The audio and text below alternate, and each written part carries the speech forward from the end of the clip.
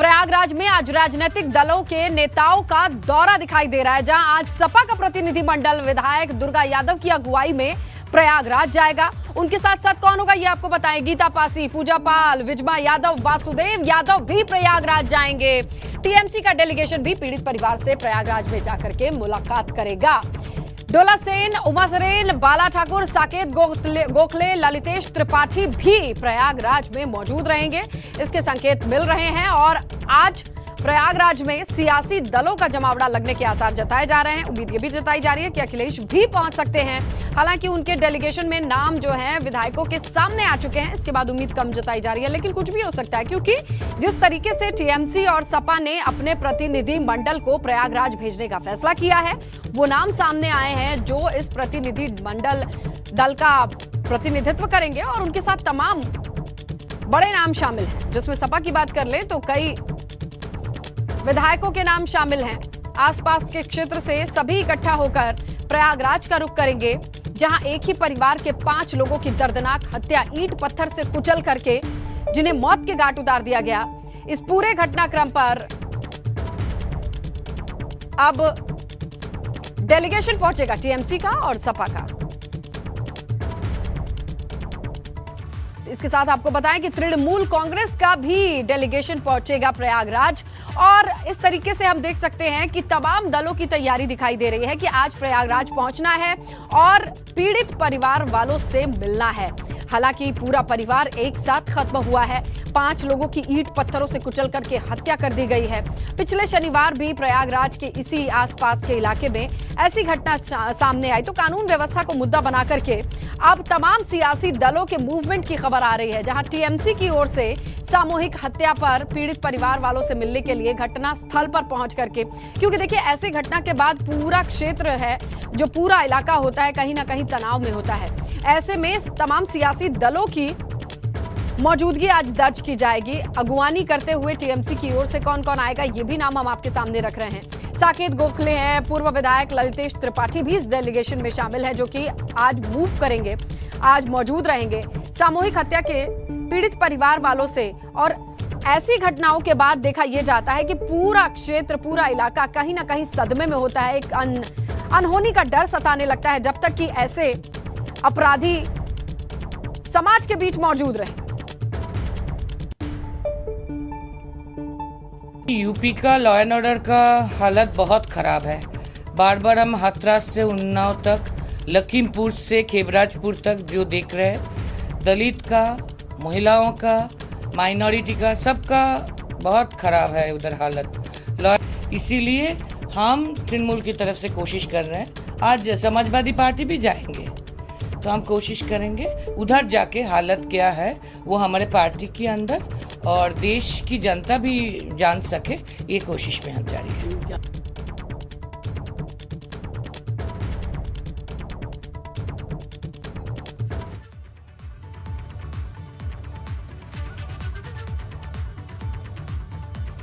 तो प्रयागराज इस मुद्दे पर किस तरीके की सियासत है, ये भी हम आपको दिखाने और बताने की कोशिश कर रहे हैं। तस्वीरों से आप समझिए कि कल इस बड़ी घटनाक्रम ने लोगों को दहला करके रख दिया। एक ऐसी तस्वीर जिसने लोगों को झकझोर दिया। एक ही परिवार के 5 लोगों की दर्दनाक हत्या, जिसमें 2 साल की मासूम बच्ची भी शामिल है और 55 साल का शख्स भी है, उसकी पत्नी है, उसकी बहू, बेटे और बच्चे को मौत के घाट उतारा गया। और इसके बाद पूरे प्रदेश में कानून व्यवस्था, खासकर प्रयागराज की कानून व्यवस्था को लेकर के अब विपक्ष मुखर दिखाई दे रहा है। और इसी क्रम में आज डेलीगेशन पहुंचेगा प्रयागराज, उसी घटना स्थल पर जहां ये दुर्दांत तस्वीरें आई थी और किस तरीके का माहौल था, ये हमने आपको कल लगातार दिखाया। आज इसी जगह पर प्रतिनिधि मंडल सपा का भी मौजूद रहेगा। और अब सियासत गर्म है, सीधी बात है, जहां कानून व्यवस्था, लॉ एंड ऑर्डर को लेकर के ये बड़ा सवाल। और अगर कल की बात करें तो प्रसपा अध्यक्ष शिवपाल सिंह यादव ने पीड़ित परिजनों से पहले ही मुलाकात कर ली है। और ऐसे घटनाक्रम के बाद देखा यह जाता है कि ना सिर्फ परिजन बल्कि आसपास रहने वाले तमाम लोगों के लिए एक डर का माहौल होता है। तो प्रयागराज की बात हो रही है, जहां 5 लोगों की हत्या हुई। थरवई थाना क्षेत्र के खेवराजपुर गांव में इस हत्याकांड को अंजाम दिया गया। और जब पोस्टमार्टम रिपोर्ट आई, जो कि कल कराई गई, तो पता ये चलता है कि सभी की मौत सिर पर गंभीर चोट लगने से हुई है। इसके साथ ही कल आशंका जताई गई थी कि बहू और बेटी के साथ रेप हुआ है, लेकिन इसकी पुष्टि नहीं है। पोस्टमार्टम रिपोर्ट में यह बात भी सामने आई है। वहीं दूसरी ओर इस मामले में एसएसपी का कहना है कि 12 संदिग्धों से पूछताछ चल रही है, सभी दोषियों की जल्द गिरफ्तारी की जाएगी। साथ ही एसएसपी ने दावा यह भी किया कि दोषियों को बख्शा नहीं जाएगा। तो देखिए पुलिसिया कार्रवाई कितनी चली है, जांच कहां तक पहुंची है, ये भी हम आपके सामने रख रहे हैं। कल शवों का जब पोस्टमार्टम कराया गया, उसकी रिपोर्ट्स ये बताती हैं कि सबकी मौत सिर पर चोट लगने से हुई है। और कल ये आशंका जताई गई थी कि बहू और बेटियों के कपड़ों को देख करके कि शायद उनके साथ रेप भी हुआ है, लेकिन पोस्टमार्टम रिपोर्ट में ऐसी जानकारी खुल करके सामने नहीं आई है कि रेप हुआ है। लेकिन हाँ, सभी की मौत, जिसमें 55 साल से और 2 साल की उम्र की एक बच्ची भी शामिल थी, उसकी मौत सिर पर चोट लगने से हुई। तो ईंट पत्थरों से कुचल करके 5 लोगों को मौत के घाट उतारा गया और उसके बाद से पुलिस प्रशासन मौजूद रहा। कल कैसी हलचलें थी आपने देखी लगातार एबीपी गंगा पर। और अब ताजा अपडेट यही है कि पोस्टमार्टम रिपोर्ट में रेप का खुलासा नहीं है, रेप की पुष्टि नहीं है, लेकिन हाँ 5 मौतें सिर पर गंभीर चोटों से हुई है, ये तय है। इसके अलावा एसएसपी का कहना है कि जो भी दोषी है बख्शा नहीं जाएगा। जांच बड़ी तेजी से आगे बढ़ रही है। कल ग्राउंड की बात कर लें तो घटनास्थल पर तमाम टीमें मौजूद थी, फोरेंसिक टीम मौजूद थी, डॉग स्क्वाड मौजूद था, डीएम मौजूद थे, एसएसपी और ADG law and order Prashant Kumar ने भी एसएसपी से बात की और कहा कि इस पूरे मामले को बड़ी गंभीरता से लेते हुए इसका दोषी जो है उस तक पहुंचना बहुत जरूरी है। और इसी क्रम में लगातार अपडेट्स आ रही हैं। फिलहाल सबसे अहम अपडेट ये रही पोस्टमार्टम रिपोर्ट, जो कि बताती है कि 5 मौतें सिर पर गंभीर चोटों से हुई है। और इसके बाद इसी दरमियान कानून व्यवस्था को लेकर विपक्ष भी सवाल उठा रहा है। शिवपाल यादव कल पहुंच गए थे मुलाकात करने के लिए घटनास्थल पर। जो पूरा गांव है इस वक्त सदमे में है, क्योंकि एक ही परिवार से 5 लोगों की क्या मौत की खबर ने लोगों को सोचने पर मजबूर कर दिया कि किससे क्या दुश्मनी हो सकती थी। किस मानसिकता के ये लोग थे जिन्होंने 2 साल की बच्ची को भी नहीं बख्शा, उसे ईंट पत्थरों से कुचल करके मौत के घाट उतार दिया।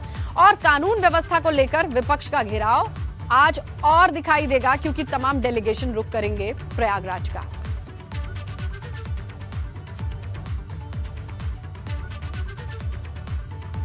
तो अभी जमीनी हकीकत क्या चल रही है, कहां तक जांच पहुंची है, ये सब जानने के लिए हम रुक करेंगे हमारे सहयोगी मोहम्मद मोइन का। घटनास्थल से वो जानकारी हमें लगातार कल से पहुंचा रहे हैं। मोइन, आज क्या पता चल रहा है, जांच आगे कहां तक पहुंची? पोस्टमार्टम रिपोर्ट तो आ गई है।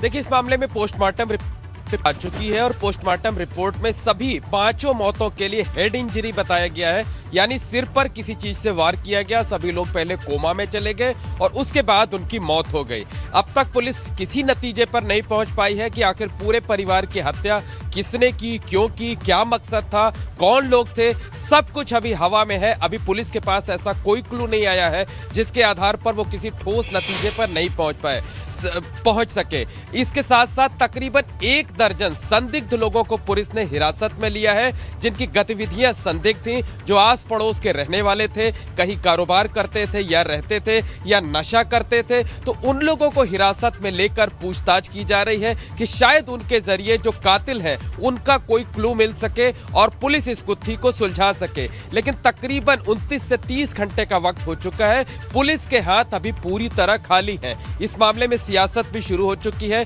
कल शिवपाल यादव पहुंचे थे, रात को वो यहां रुके भी, पीड़ित परिवारों से मिले, उनसे हमदर्दी जताई, उनके आंसू पोंछे। और आज समाजवादी पार्टी का एक प्रतिनिधिमंडल घटनास्थल पर पहुंच रहा है। पार्टी के जो आजमगढ़ से विधायक हैं, बहुत सीनियर विधायक हैं, दुर्गा प्रसाद यादव, उनकी अगुवाई में पार्टी विधायकों का, पूर्व विधायकों का एक प्रतिनिधिमंडल दोपहर 12 बजे के करीब उस खेवराजपुर गांव पहुंचेगा, जहां पर कल ये सनसनीखेज वारदात हुई थी। पीड़ित परिवार से मिलेगा, उनसे इंसाफ का भरोसा दिलाएगा। इसके साथ साथ अगर हम तृणमूल कांग्रेस की बात करें, ममता बनर्जी की पार्टी, तो डोला सेन जो कि राज्यसभा सांसद हैं, उनकी अगुवाई में पार्टी की एक प्रतिनिधिमंडल दोपहर को पहुंचेगा। उसमें एक लोकसभा सांसद हैं, पूर्व सांसद हैं, पूर्व विधायक है, 5 सदस्यीय प्रतिनिधिमंडल टीएमसी का वो भी पहुंचेगा। कांग्रेस पार्टी के जो स्थानीय नेता हैं वो भी घटनास्थल पर पहुंचेंगे। तो साफ तौर पर कहा जा सकता है कि जो पीड़ित परिवार हैं उनके आंसू पोंछने के बहाने बहाने विपक्षी पार्टियां मौके पर पहुंच रही हैं, वो आंसू पोंछेंगी, पीड़ित परिवार से हमदर्दी जताएंगे, लेकिन कहीं ना कहीं सरकार पर निशाना साधकर सियासी संदेश देने की कोशिश करेंगे। सियासी तौर पर सरकार को घेरने की भी कोशिश की जाएगी कि उत्तर प्रदेश में कानून व्यवस्था जो है उस पर सवालिया निशान भी खड़े किए जाएंगे। लेकिन यह जरूर कहा जा सकता है कि तकरीबन 30 घंटे का वक्त बीत चुका है और पुलिस के हाथ खाली है। पुलिस अभी इस पूरे मामले में किसी नतीजे पर नहीं पहुंच पाई है और इसे फिलहाल ब्लाइंड मर्डर केस माना जा रहा है। बिल्कुल मोइन, आप नजर बनाए रखिएगा क्योंकि तमाम राजनीतिक दलों की आज मूवमेंट होनी है। ऐसे में किस तरीके की तस्वीरें निकल करके सामने आती हैं हम दर्शकों तक जरूर पहुंचाएंगे। शुक्रिया मोइन। आगे बढ़े, बात करते हैं मुख्तार अंसारी से जुड़ी बड़ी खबर सामने आ रही है। देखिए, लखनऊ विकास प्राधिकरण ने मुख्तार अंसारी की संपत्ति की जांच तेज कर दी है। मुख्तार की संपत्ति की जांच के लिए टीम बनाई गई है और एलडीए के सचिव पवन गंगवार की अध्यक्षता में यह टीम बनाई गई है। जांच में 10 प्लॉट और फ्लैट मिले हैं जो मुख्तार अंसारी के नाम पर हैं। मुख्तार अंसारी की कुल संपत्ति कितनी है इसका पता लगाने की कोशिशें चल रही हैं। कुल संपत्ति की जानकारी के लिए संपत्ति अनुभाग को ब्यौरा भेजा गया है। तो देखिए, लखनऊ तक कार्रवाई चल रही है। एलडीए की तरफ से एक टीम बनाई गई है।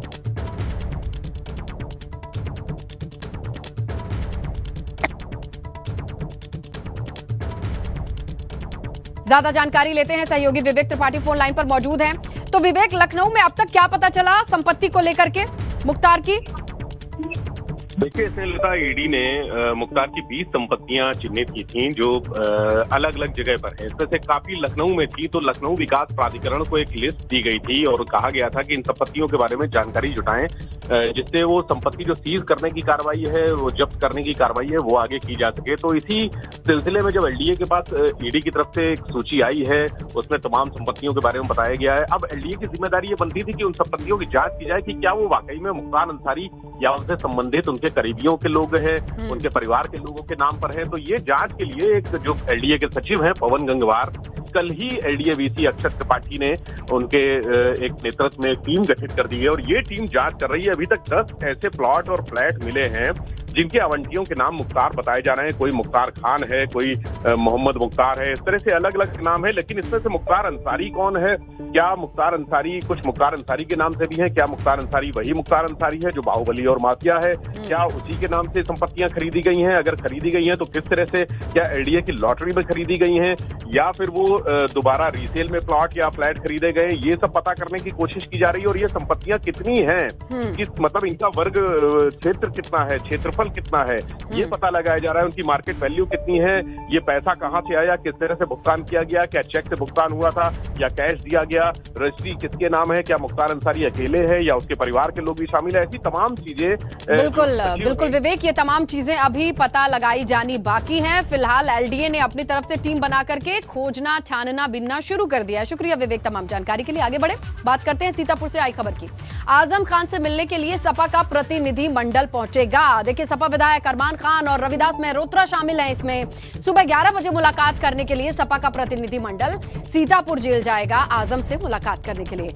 शुक्रवार को शिवपाल यादव ने आजम खान से मुलाकात की थी। 1.25 घंटे से ऊपर की मुलाकात थी उनकी और एबीपी गंगा पर जुड़कर ही कहा था कि हम भी रविवार को मुलाकात करेंगे आजम खान से। और इसी तहत देखिए ये खबर भी है जहां सुबह 11 बजे मुलाकात करने प्रतिनिधि मंडल सपा का पहुंचेगा। खबर फतेहपुर से है। दिन दहाड़े एक लड़की को अगवा कर धर्मांतरण की कोशिश का मामला सामने आया है।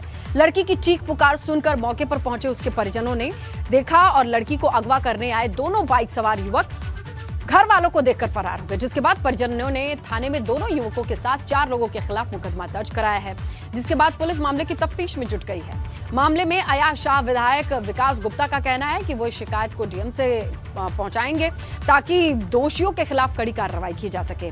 जबकि जिले की सांसद साध्वी निरंजन ज्योति ने धर्मांतरण की कोशिश करने वाले आरोपियों के घर पर बुलडोजर तक चलाने की चेतावनी दे डाली है।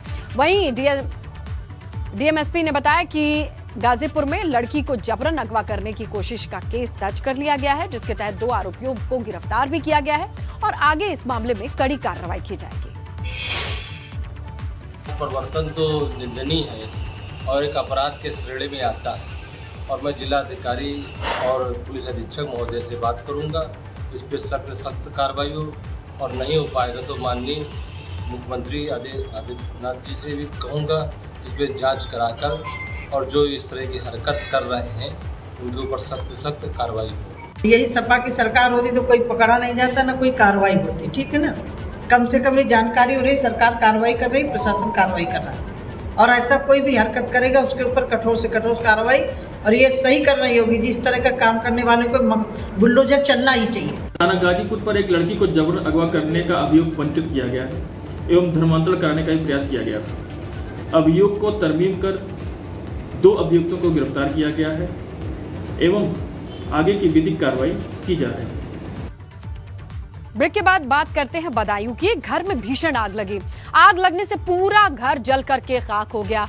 घर में मोटरसाइकिल थी और जितनी चीजें थी वो सब आग के हवाले हो गई। हालांकि आग कैसे लगी इसकी वजह तो साफ नहीं है। आग लगने के बाद पूरा परिवार सड़क पर आ गया। परिवार ने थाने में शिकायत दर्ज कराई। ये तस्वीरें हैं बदायूं के गुधनी गांव की।